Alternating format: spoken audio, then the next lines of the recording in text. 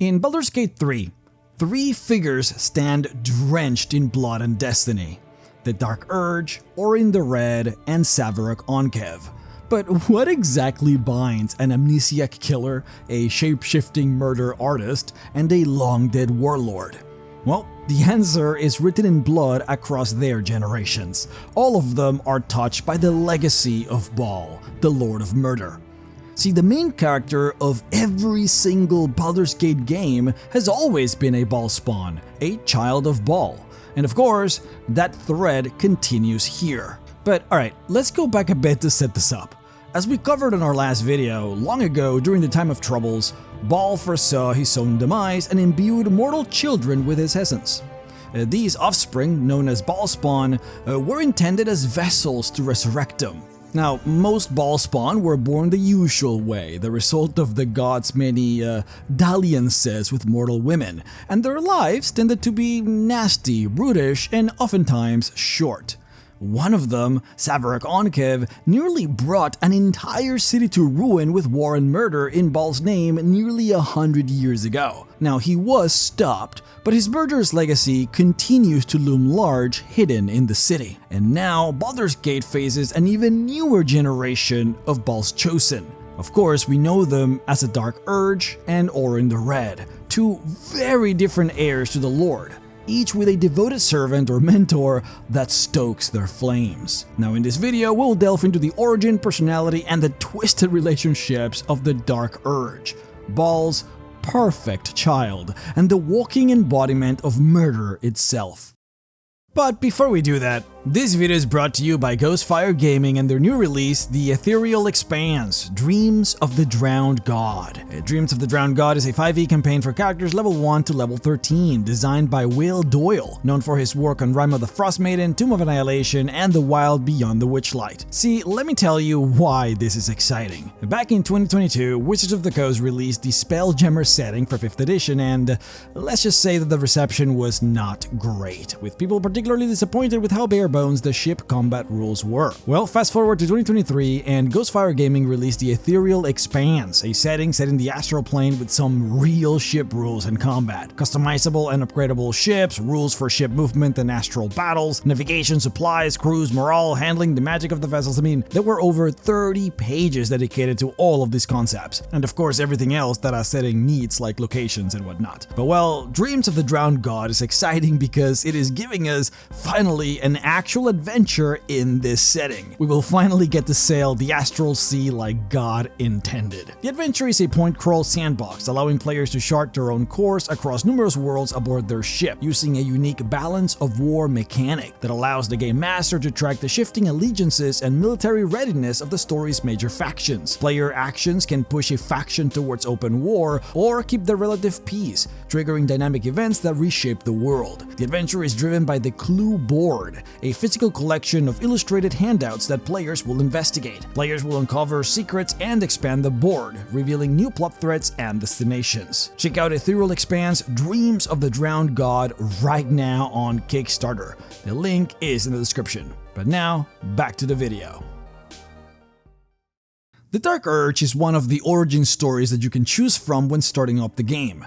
Though, to be fair, many would argue that he would be, in fact, the main character, seeing how much content there is that is exclusively designed for him, and the fact that he, like all of the previous main characters like we mentioned before, are directly related to Baal.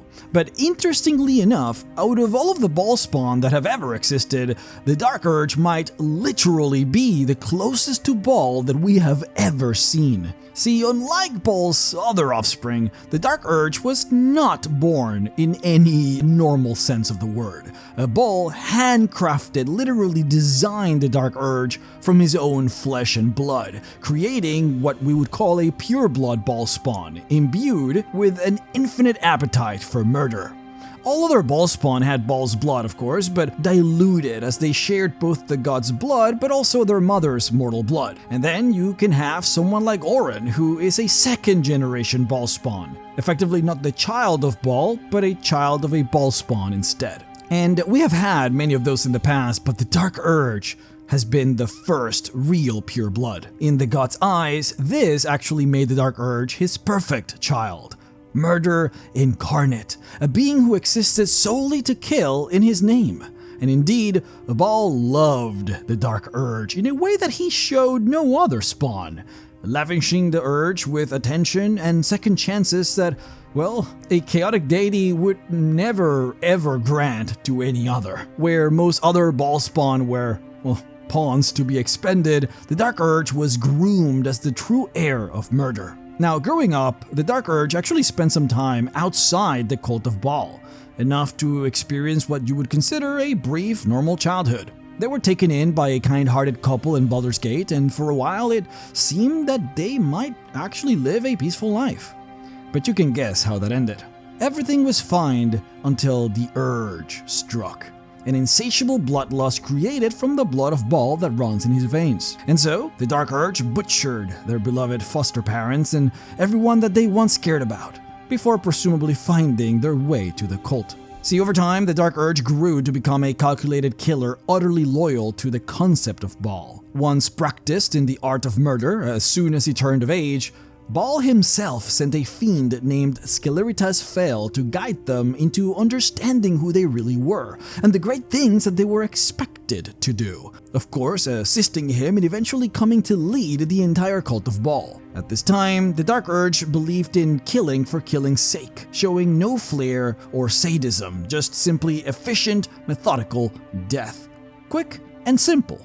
No gratuitous gore beyond what was necessary. And this was actually what made the Dark Urge extremely effective and really good at what he did. And that being said, there were no end to the depravities of the Urge. Not just unrepentant murder, by the way. The Dark Urge enjoyed a wide range of dark and twisted delights. One of which is the fact that the Dark Urge was actually a cannibal. Not in the way that a ghoul might devour a person raw and right after murder, but actually cooking and seasoning them, making broths and meals out of them. In fact, you might not know this, but the Dark Urge is the only character in the game that you can play that can actually eat the cooked dwarf meat that you can find on the goblin camp. Further, there are many other scenes, like the one where you can bite the toe out of the goblin in the same camp. But none of that is even the worst part. The Dark Urge is also alluded to have been once a necrophiliac, a person that has sex with corpses. But his greatest depravity, of course, was his actual end goal. The Urge pledged himself to end all life in existence as the ultimate offering to Baal. It was this plan that led the Dark Urge to ally with two other chosen villains, Edvar Gortach, chosen of Bane, and Ketheric Thorm, chosen of Myrkul. Together, they concocted a plan to seize an artifact called the Crown of Karsus, and they used it to try and control a powerful Elder Brain, creating an army of mind flayers to slaughter the world.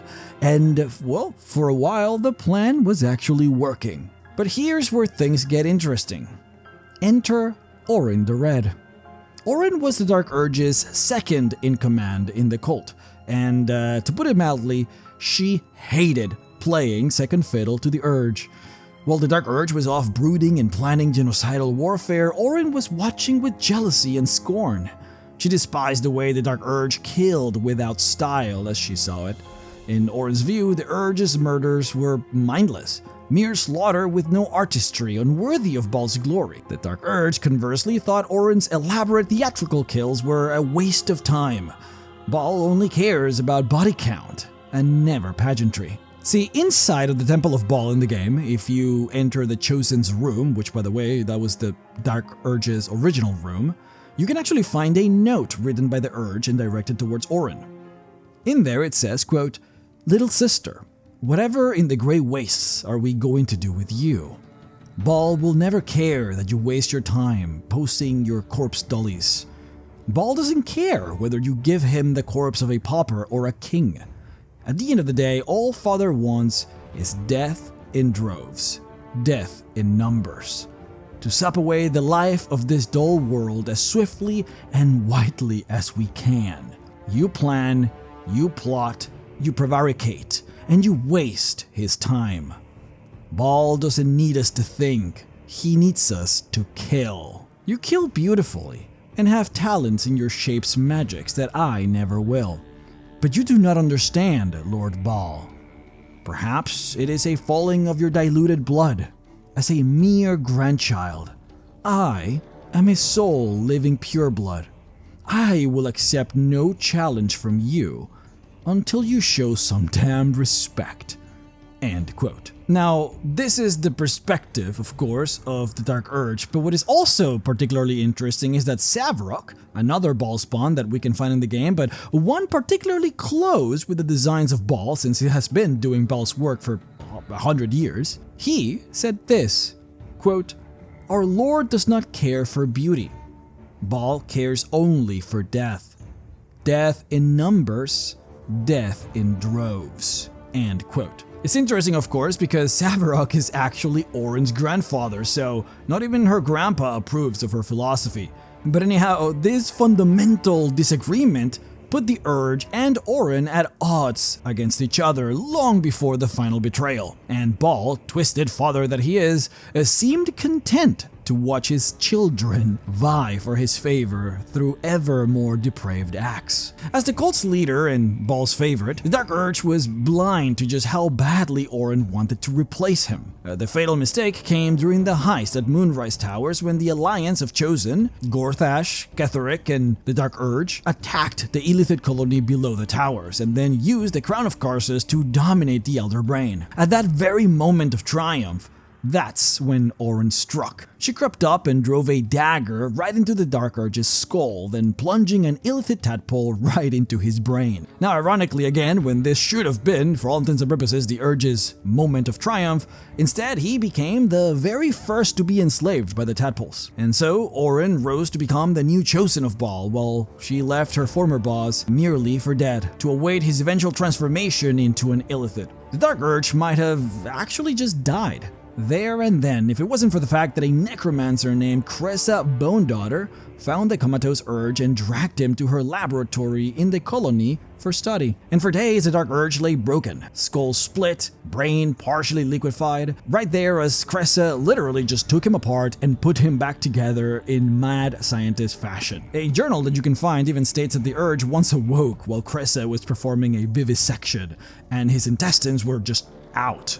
He tried to strangle her using his own intestines, but was way too weak to actually succeed in doing so. Now, funnily enough, it was actually Cress's husband, MacLeod Budi, who arranged for the Urge to be taken away, as the man was getting a bit jealous that his wife had a new favorite and was spending way too much time with him. And so he basically snitched out on his wife to Balthazar, that she was keeping the true soul for herself, and he then had the Urge basically shipped out to one of the Nautiloid ships. And apparently poor Cressa was never the same after that. There's probably a lot of drama between those two, but anyhow, basically that is the beginning of Baldur's Gate 3. The Dark Urge wakes up on the Nautiloid with no memory of who they were or what they had done. Of course, all of it created by, one, the parasite that was in his brain, but also two, just the constant destruction of his brain as a result of the experiments done by the Necromancer. And then of course they are then later on met by Sceleritas Fel, once again sent by Ball himself for a second time to basically assist and guide the Urge into reclaiming his birthright. Which goes back to what I was saying before about how much Ball actually seemed to just love the Dark Urge in comparison to any of the other Ball spawn, to go so far as to try to guide him to become the Chosen and the leader of the cult, to do so twice. It sort of puts it into perspective. But yeah, from here, of course, what actually happens depends on the choices that the players make, as the character continuously experiences a desire to murder everything, the legacy of the blood he shares with Ball making him do so. And so, if you fight that Urge, showing mercy and defying Ball's will, eventually Ball himself grows frustrated and literally seeks to drain the evil out of you, taking back the blood that he once graciously gave you. But on the other hand, if you indulge the Urge and reclaim your place as Ball's Chosen, the ending gets very dark. The Dark Urge can resume their plan to conquer the Absolute and fulfill their pledge to exterminate the world.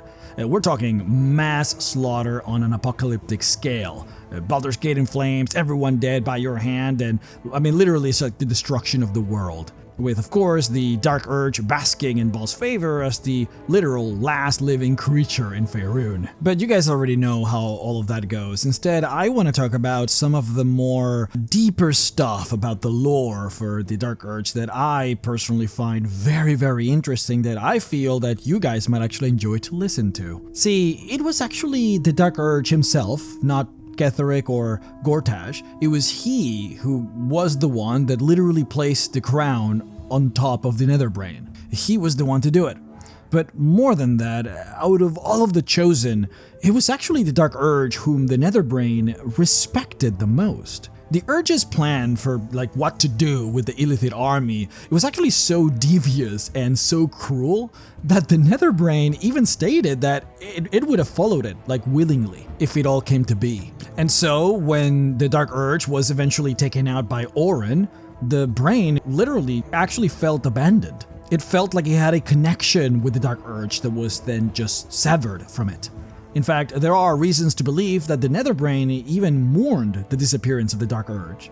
Further, when you speak with the Netherbrain near the end of the game while using the Dark Urge as a character, there is even dialogue that states that the infighting between the Chosen only started after the Dark Urge was taken out by Orin. Before that, all of the Chosen were in perfect synchronicity with one another, actually behaving like real people, having a real plan, and not trying to kill each other, which is interesting to think about. But what's also interesting is that because they started infighting and because the Dark Urge was completely taken out of the picture, which again was the only Chosen that the Netherbrain actually liked, that's actually what turned the Netherbrain into basically trying to give each of the Chosen just a little bit of power.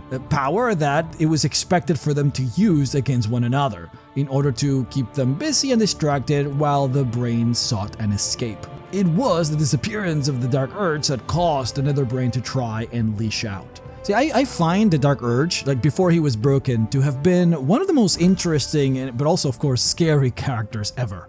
I mean, Gortash apparently respected the Dark Urge so much that he immediately and willingly offered to renew the partnership that they once had as soon as the new Urge returns back to Baldur's Gate. In fact, there are plenty of notes that state directly just how much they both respected each other. The only reason that they even invited General Thorn into the plan was literally because a third member was needed to control the 3 Netherstones. Because otherwise, the Dark Urge and Gortash would have just done the entire plan themselves. That's what they wanted all along. And then there is Savarok, who, after the Dark Urge claims back the Cult of Baal by basically slaying Orin, he actually confesses that he always secretly wished that the Dark Urge be the one to have a child with Orin. So again, once again, it just showcases the respect and the maybe even admiration that he had for him. Though I do want to center in a little bit on this whole concept of children, because I find this part also very interesting. See, much how Baal himself copulated with so many women to create dozens, if not hundreds of Baalspawn, apparently there is a similar expectation from the Baalspawn themselves by Baal. See, the more Baalspawn there are, the more death that can be bestowed upon the world, as you can imagine. In fact, Savarok even states that it is a mortal sin for a Chosen of Baal to not sire children. He even mentions, almost in a disapproving tone, the fact that the Dark Urge had so much time as the leader of the Cult of Baal, yet he never made any children, and Savarok specifically seemed to dislike that about the Dark Urge. And this is interesting, of course, considering that there is, well, so much sex that happens in Baldur's Gate 3. We can clearly tell that the Dark Urge is like he enjoys sex. We can just see it.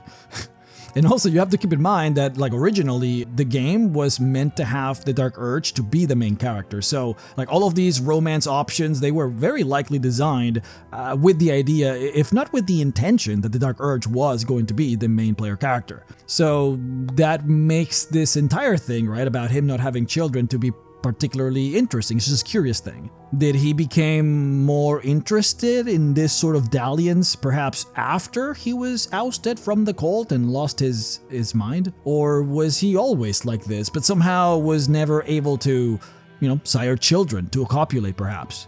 I mean, no other Baalspawn has ever had any issue with copulating, and Baal himself was able to do so when he was walking the earth as a mortal, so Since Dark Urge is a pure blood version of Ballspawn, I don't see why there would be a reason to assume that he would be infertile. In fact, there is a not very well known deleted scene at the end of the game which was supposed to happen if you fully embrace being a Chosen of Ball, but eventually change your mind at the very end. If you do that, then Ball gets very, very upset. He takes control over your body and forces you to become a breeding machine, meant only to create more and more Ball spawn without a choice in the matter. Again, a deleted scene. The scene never made it to release, but we do have some recorded dialogue footage from the narrator that was recorded for that scene. You have to listen to this.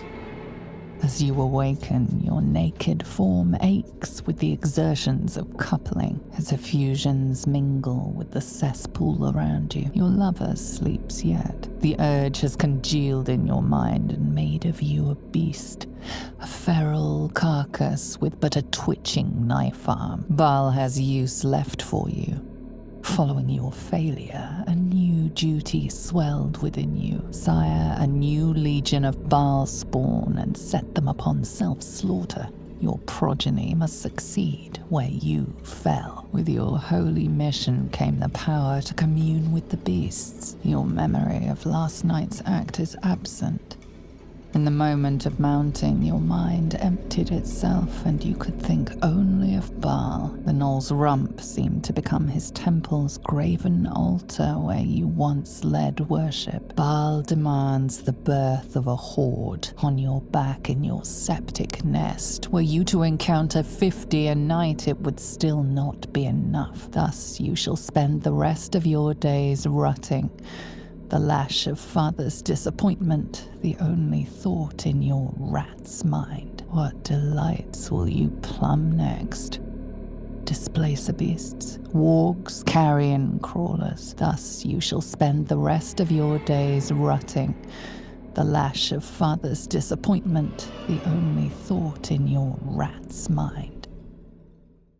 So we know that the Dark Urge can reproduce. I mean, he is fertile, so we know that. We also know that he has other kinds of urges based on several actions you can take in the game with your companions. And we also know that Ball spawn are expected, hell, even demanded to reproduce, and that the Dark Urge was nothing if not an exemplar son of Ball. Yet he never did. And I find this particularly fascinating because Ball, when he was a mortal, was known to have reproduced with all kinds of things. I mean, literally, like in the canon, he reproduced with dragons and giants. And so in that deleted ending that I just talked about, Baal forces the Dark Urge to reproduce with animals, which presumably works. And Baal spawn are raised from those unions. So don't you also find it peculiar and again fascinating that he didn't have any children? When you think about it, it does kind of make sense. And all those questions are answered by the fact that, Skelerites Fell does mention that the Dark Urge was a necrophiliac. Because if the Dark Urge was, doing that, rather than doing it the normal way, well, let's just say that explains it, okay? That does make sense, that tracks. If that's what he was doing, then it makes sense why he wouldn't have any children, though it would also imply that he was doing it way more than perhaps we initially thought. Thank you all so much for watching. If you haven't done so already, consider subscribing to my Patreon at patreon.com/MrRex or becoming a channel member here on YouTube. That way you will get access to all of our bonus content for this video and the last two. For the Dark Urge video here, I created the Haunted One and the Psionic backgrounds, each with a unique origin feat that can be taken at first level, along with several optional feats that expand on that origin. So how it works is, if you wanted to play a Dark Urge style of character, you would pick the Haunted One background and the Haunted One origin feat, which grants you heroic inspiration whenever you are bad. Very, very bad. Then on higher levels, you can choose to pick from any of these feats, which would improve or complement your ability to obtain or utilize those heroic inspirations, allowing you to basically roleplay as someone who might be compelled to commit evil while also mechanically rewarding you for it. The psionic background and origin feat would work the same way, but of course flavored for someone who wants to play as someone who had an illicit tadpole implanted in their head, or as any other kind of psionically inclined person, with of course several feats designed to let you customize what kind of psionic character you would want to play. Again, if If you're interested in receiving this type of complimentary content with every single video that I upload, do make sure to check out my Patreon or become a channel member here on YouTube. Thank you all so much for watching, and I will see you all next time.